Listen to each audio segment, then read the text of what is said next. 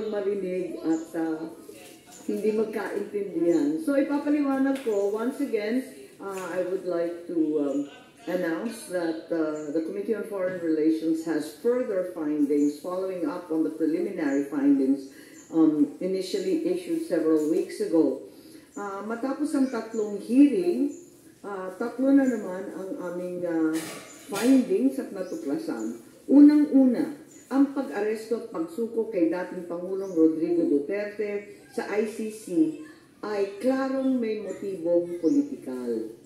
May malinaw na pattern na kung saan may malalaking kaganapang pampolitika bago ang mahahalagang pahayag at aksyon ng administrasyon kaugnay sa ICC. Makaraang magsimulang magpahayag si PRRD ng mga batikos laban sa People's Initiative o sa pagpapalit ng ating saligang batas. Sumagot ang ating Pangulo na ang Pilipinas ay isang open country at kikilos lamang ang gobyerno kung may illegal na gagawin ng ICC.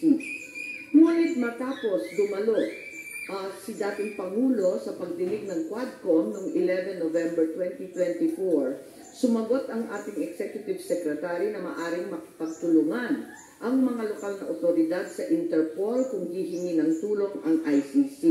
Biglang nagbago ang tunog ng gobyerno. Matapos kumambyo ang ilang pro-administration congressmen tungkol sa impeachment labang kay VP Sara dahil sa napakalaking peace rally ng INC noong Enero 13, bumalikwas ang administrasyon sa pamagitan ng pagkatha ng Oplan Tugis or Operation Pursuit sa Ingles na re-report ng New York Times kasunod ng pahayag ng kalihim ng katarungan na bukas ng administrasyon makipag-usap na sa ICC tungkol sa ilang pamamaraan ng kooperasyon. Maliwanag ang pag-aresto kay dating Pangulo ay bahagi ng malawakang pagsisikap ng gobyerno na pabagsakin ang mga Duterte bago mag-2028 election pa. Ang unang malinaw na pagtangka upang pabagsakin ay sa pamamagitan ng PI na magsilbing panimula sa pagbabago ng probisyon ng ating konstitusyon para hadlangan makabalik sa 2028. Nang mabigo ito, nagmadali na siraan ang pangalan ng mag-ama. Noong Mayo 2024, sinimulan na ng Kongreso sa Committee on Human Rights ang pagsisiyasa tungkol sa EJK, pinalawak noong Agosto 2024 at doon na nagmula ang pagbuo ng Quadcom. Dumating sa bansa ang mga kinatawan ng ICC noong October 2024. At sa tulong ng gobyerno, nakalap nila ang mga dokumentong kailangan para makakuha ng warrant of arrest. Samantalang nagsagawa ng sarili nitong investigasyon, ang DOJ naman hinggil sa EJK noong ika-4 ng Nobyembre sa pamamagitan ng kanilang Memo 778. Dahil nananatili pa rin banta si VP Sara kahit wala na ang tatay niya, nagsagawa naman ang Kamara ng investigasyon sa confidential funds ng OVP at sa huli na-impeach si VP. Napatunayan ang motibong politikal na napag-aresto sa turnover kay PRRD sa pamagitan ng mid-election final campaign sprint action plan ng Lakas CMD noong nagtipon-tipon ang matataas ng opisyal noong petsang 22 ng Abril, nakaraang ilang linggo lamang, inilarawan ang mga nagawang mga Oplan Horus, isang operasyon na inilunsad noong Abril 2024 na naglalayong pabagsakin ang dalawang Duterte. Sa bahagi ng action plan, How to Attack, tinukoy ng ilang ahensya ng gobyerno, kabilang ang PNP, Kamara ng Kinatawan, sa nakipagtulungan ng dating Senador Antonio Trillanes upang tulungan ng ICC prosecutor makakuha ng warrant sa pag-aresto ng dating Pangulo. Binanggit din na nakuha ang kinakailangan boto para sa impeachment ni VP sa pamamagitan ng paggamit ng tinatawag na soft projects katulad ng AIX, AKAP at TUPAD. Doon naman sa bahaging following strategies and moves, tinukol na kailangan pabilisin ang impeachment ni VP Sara at makakuha ang boto sa Senado sa pamamagitan na naman ng pamimigay ng proyektong for later release or yung mahiwagang FLR bilang gantimpala sa tamang bumotong mga senador. Ikalawa, may magkakaugnay na pagtatangkang pagtakpan ang mga detalye at motibo sa likod ng pag-aresto ng dating Pangulo. May cover-up. Habang nagpapatuloy ang unang pagdinig, tumanggi si DILG Remulla na magsalita.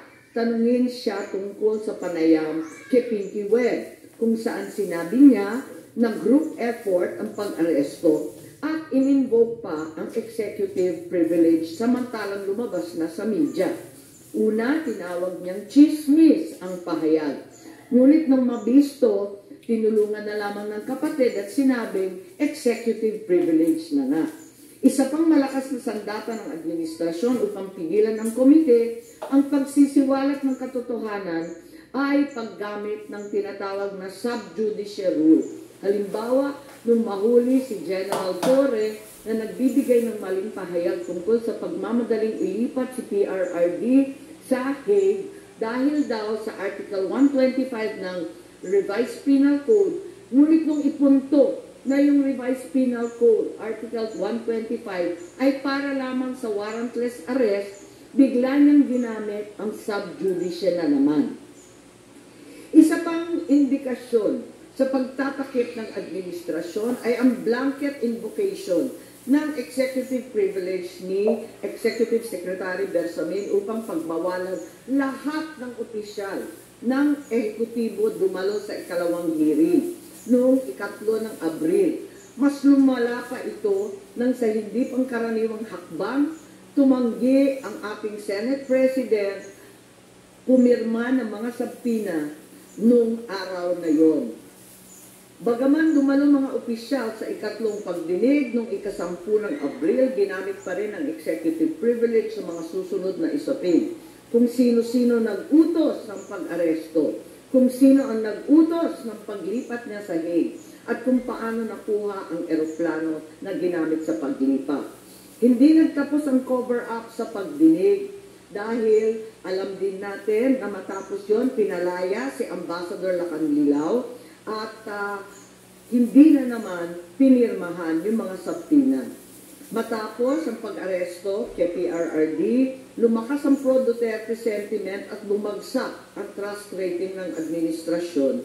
Ayon sa isang mapagkakatiwalaang source, naglunsad na ngayon ang administrasyon ng isang communication plan upang ilihis ang atensyon ng publiko patungo sa mga issue ng West Philippine Sea at di umanong disinformation ng mga tinatawag na China trolls ng kanilang embassy.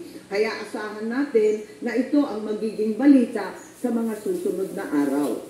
Hindi inaasahan ang political backlash sa pag-aresto sa dating Pangulo, kaya ngayon sinusubukan nilang kontrolin ang sitwasyon sa pamamagitan ng pag-focus sa West Philippine Sea, pagsisi sa China, at sa huli ay iuugnay ang pagtaas ng suporta kay Duterte sa sinasabing kampanya disinformation ng China.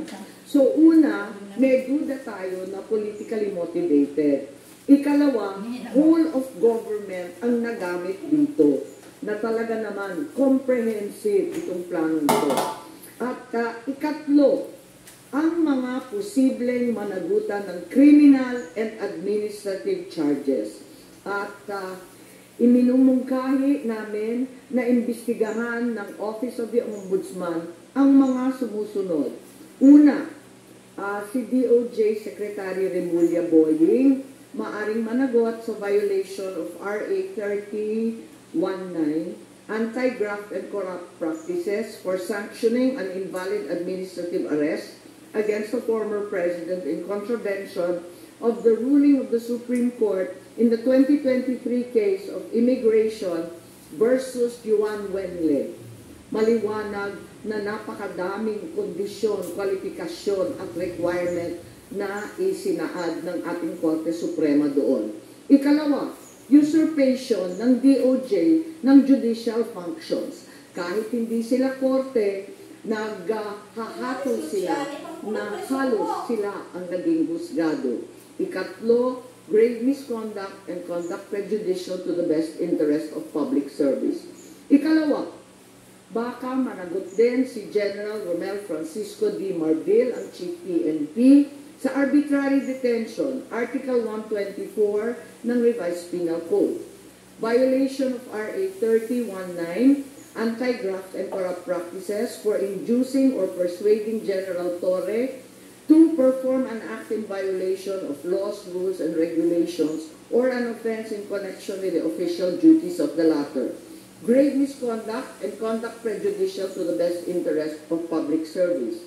Andito rin sa mga nakalista at ayon din sa payo ni dating Supreme Court Justice na nagpayo sa atin na malahil si SILG Secretary John Vic Remulla ay maakusahan din ng arbitrary detention katulad ng iba. Violation of 31.9 for inducing General Torre and Marbil to perform an act in violation of the Constitution and our laws. Ikatlo, grave misconduct and conduct prejudicial to the best interest of public service. Ang ikaapat na maaring patawan din ng kaso ay si General Nicolas Torre III. Maaring managot sa arbitrary detention. 2 counts of arbitrary detention, not only against the former president, but also against former Executive Secretary Medialdea. Ikalawa, violation of RA 7439 for not allowing the former president to be visited by VP Sara, both his daughter and his named counsel, and for forcing the former president's lawyers to leave him.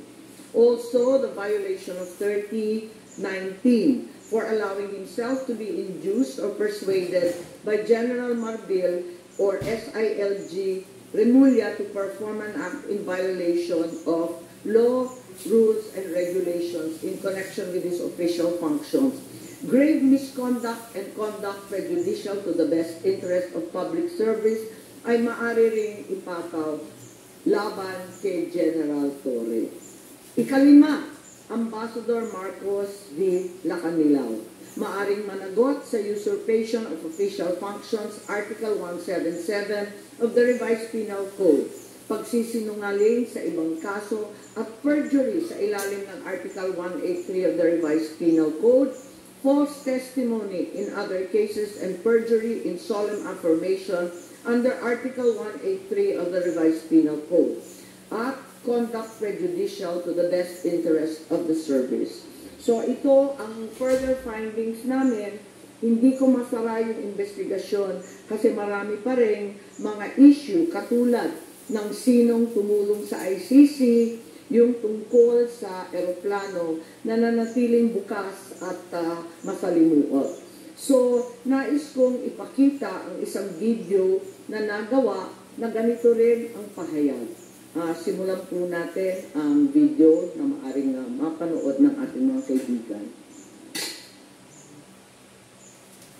New Red Ribbon Chocolate Roll Creations. Better tasting.